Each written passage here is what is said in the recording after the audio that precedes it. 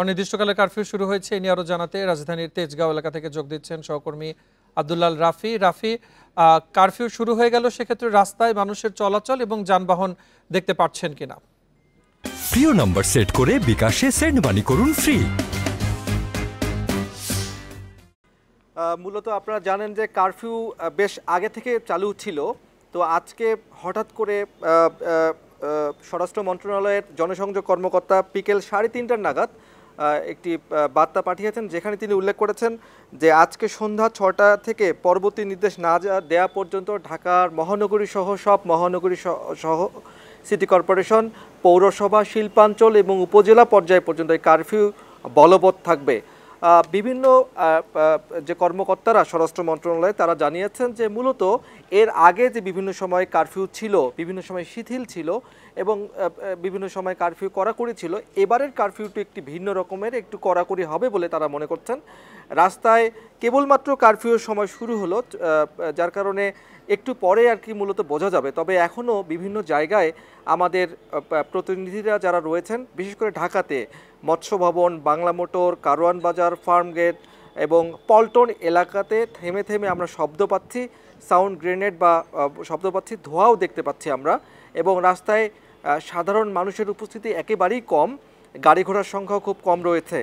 এই যেহেতু কারফিউর সময় কেবলই শুরু হলো সন্ধ্যা 6টায়, এর কিছুক্ষণ পর আমরা আসলে জানতে পারবো যে এই কারফিউটি এর আগের যে কারফিউগুলো ছিল বিগত সময়ের, সেই সময়ের কারফিউ আর এই আজকের কারফিউয়ের মধ্যে কি পার্থক্য লক্ষ্য করা যায়। রাফি, সেক্ষেত্রে যেটি বলছিলেন যে পার্থক্য কি ধরনের লক্ষ্য করা যাচ্ছে, এটি আরো পর্যবেক্ষণের পরে জানাতে পারবেন।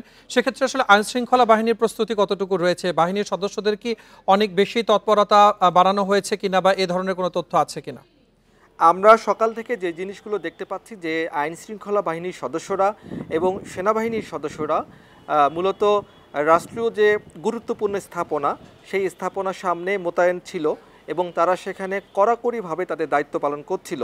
এবং যেহেতু আমরা সকাল থেকে বিচ্ছিন্নভাবে ঢাকা শহরের প্রায় সব জায়গাগুলোতে সংঘর্ষের খবর পাচ্ছি, বিভিন্ন জায়গায় বিশেষ করে শাহবাগের বিএসএমইউ কার্যালয় থেকে শুরু করে বাংলা মোটর, ফার্মগেট, কারওয়ান বাজার, এই জায়গাগুলোতে বেশি আমরা সংঘর্ষের খবর পাচ্ছি, সায়েন্স ল্যাবরেটরিতে সংঘর্ষের খবর পাচ্ছি।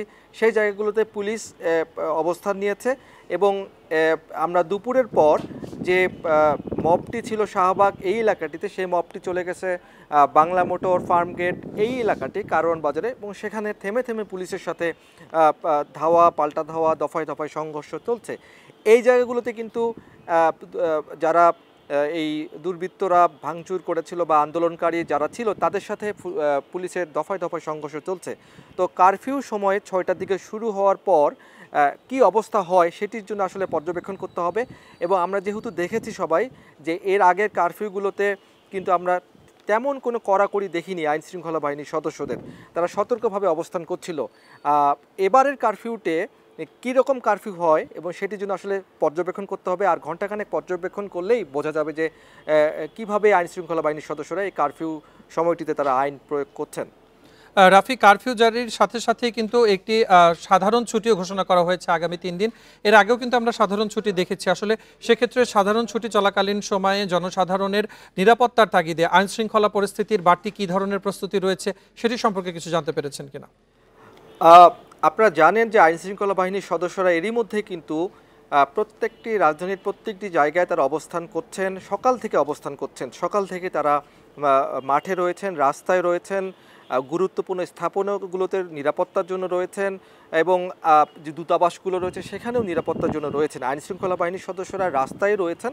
এখন দেখবার বিষয় হচ্ছে যে যেটি আমরা দেখতে চাই সেটি হচ্ছে যে কারফিউ সময় চালু হওয়ার পর যে সময়টি কারফিউ বলবৎ রয়েছে, সেই সময়টি কারফিউয়ের যে নীতিমালা রয়েছে, গণজমায়েত হওয়া, একসাথে মিছিল করা, খুব জরুরি প্রয়োজন ছাড়া রোগী এবং গণমাধ্যম এবং অ্যাম্বুলেন্স পরিবহন এবং আইন শৃঙ্খলার নিয়োজিত সদস্যরা বাদে কারোরই কিন্তু জনসমাগম করার কোনো রকমের নিয়ম নেই।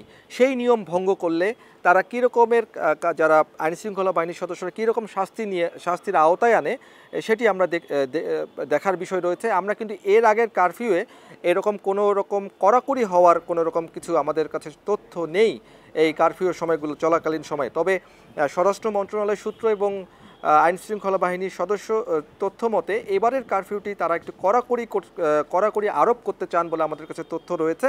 এখন দেখবার বিষয় হচ্ছে যে এই আজকে থেকে যথাযথ কঠোরতা মেনেই আসলে এই কারফিউটি এবারে পরিচালিত হবে। আব্দুল্লাহ রাফি, আপনাকে ধন্যবাদ জানাচ্ছি আমাদের সাথে যোগ দিয়ে বিস্তারিত জানানোর জন্য।